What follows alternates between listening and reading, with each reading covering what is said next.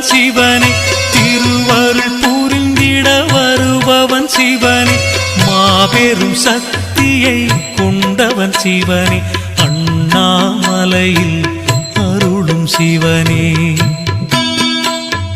மூர்த்திகள் மூவரில் மூத்தவன் சிவனே, முக்தியை கொடுக்கும் ஆண்டவன் சிவனே,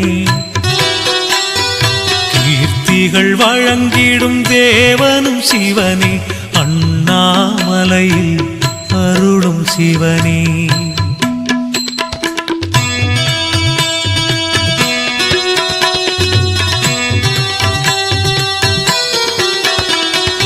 ஆரமுதாக விளங்கிடும் சிவனே, ஆலவாயிலே நின்றிடும் சிவனே, ஆரூர் தன்னில் நலம் தரும் சிவனே.